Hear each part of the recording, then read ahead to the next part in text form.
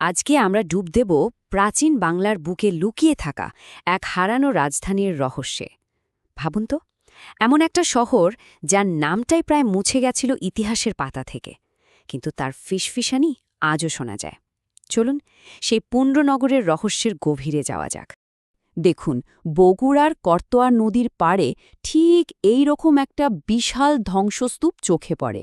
বছরের পর বছর, মানে শত শত বছর ধরে লোকে এটাকে শুধু মহাস্থানগড় নামেই চিনেছে।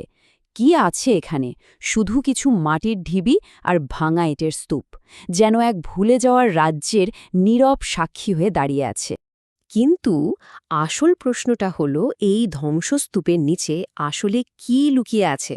এটা কি শুধুই একটা পুরনো কেল্লা, নাকি এর চেয়েও অনেক বড়, অনেক গভীর কোনো ইতিহাস এখানে ঘুমিয়ে আছে?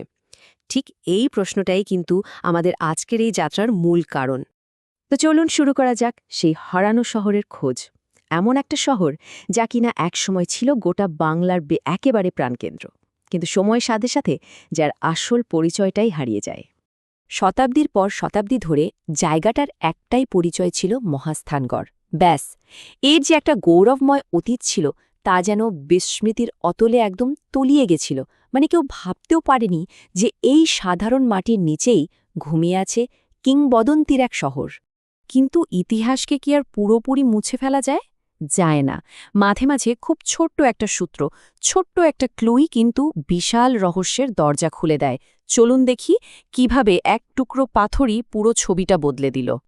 এই গল্পটা হয়তো কোনোদিনই সামনে আসত না, মাটির নিচেই চাপা পড়ে থাকত, কিন্তু ঠিক তখনই পাওয়া গেল একটা ক্ষয় যাওয়া পাথর।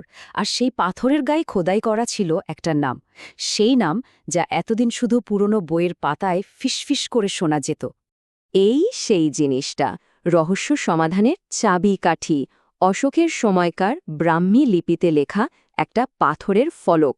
আর এটাই ছিল সেই অকাট্য প্রমাণ যা মহাস্থানগড়ের আসল পরিচয়কে সবার সামনে নিয়ে এলো। আর এই ফলকটায় কি লেখা ছিল জানেন? দারুণ একটা ব্যাপার।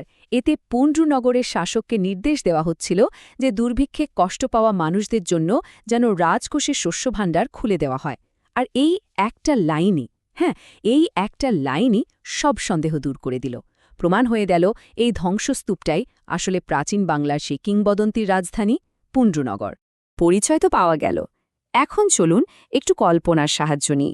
চেষ্টা করি এই শহরটাকে আবার চোখের সামনে গড়ে তোলার, বোঝার চেষ্টা করি নদীর পাড়ে কিভাবে গড়ে উঠেছিল এত বড় একটা রাজধানী। শহরটার পরিকল্পনার পেছনে একটা অসাধারণ আইডিয়া ছিল, জল ও দুর্গ। নামটা শুনেই বোঝা যাচ্ছে, তাই না? জল মানে নদী, আর দুর্গ মানে কিল্লা।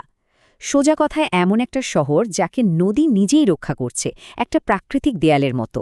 আর করতোয়া নদী ছিল এর প্রধান বর্ম। পুরনো দিনের ম্যাপগুলো যদি আমরা দেখি, তাহলে ব্যাপারটা আরও পরিষ্কার হয়ে যায়। পুণ্ড্রনগর শুধু একটা দুর্গ ছিল না, একদমই না। করতোয়া নদীর ওপর এর অবস্থানটা ছিল স্ট্র্যাটেজিক্যালি ভীষণ গুরুত্বপূর্ণ। এই নদীপথটাই ছিল শহরের লাইফলাইন, যা পুরো অঞ্চলের সাথে বাণিজ্য আর যোগাযোগের একটা নেটওয়ার্ক তৈরি করে রেখেছিল। তার মানে পরিষ্কার বোঝা যাচ্ছে এটা কোনো সাধারণ মিলিটারি বেস ছিল না, এটা ছিল একটা জমজমাট জীবন্ত রাজধানী। বাণিজ্য, ধর্ম, সংস্কৃতি সব কিছুর একটা কেন্দ্রবিন্দু। একবার ভাবুন তো, আজকের এই শান্ত নীরব ধ্বংসস্তূপ এটাই একসময় ছিল একটা কোলাহল মুখর ব্যস্ত মহানগর। এই যে রিকনস্ট্রাকশনগুলো আমরা দেখি, এগুলো আমাদের সেই হারিয়ে যাওয়া গৌরবকে চোখের সামনে তুলে ধরে। একদিকে এখনকার ছবি, আর অন্যদিকে অতীতের সেই জাঁকজমক। পার্থক্যটাকে অবিশ্বাস্য না? কিন্তু এই পুণ্ড্রনগরের স্বর্ণযুগটা, মানে এর সেরা সময়টা ঠিক কেমন ছিল? চলুন এবারে আমরা সেই সময়ে একটা ডুব দিই, যখন এই শহরটা ছিল তার গৌরবের একেবারে শিখরে। এই শহরের ইতিহাস কিন্তু অনেক লম্বা আর ইন্টারেস্টিং। এর শুরুটা সেই খ্রিস্টপূর্ব ৩য় শতকে, মৌর্য সাম্রাজ্যের সময়। তবে এর আসল গোল্ডেন এজ বা স্বর্ণযুগ আসে ৮ম থেকে দ্বাদশ শতকে। তখন এটা ছিল শক্তিশালী পাল সাম্রাজ্যের রাজধানী। এমনকি পালদের পতনের পরেও ১৬ শতক পর্যন্ত কিন্তু এর গুরুত্ব একটুও কমেনি। কেমন ছিল এই শহরের জীবন? আসলে এটা ছিল সব ধরনের মানুষের একটা মিলনকেন্দ্র। একদিকে যেমন ছিল সৈন্য আর সরকারি কর্মকর্তারা, তেমনি অন্যদিকে ছিল কবি আর পণ্ডিতরা। আবার দেখুন, স্বর্ণকার, কামার, কুমোর, বিভিন্ন কারুশিল্পীরাও ছিল।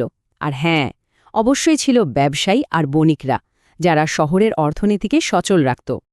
এই স্কেচগুলো দেখুন একবার, কি দারুণভাবে ফুটিয়ে তুলেছে শহরের মানুষগুলোকে, তাই না?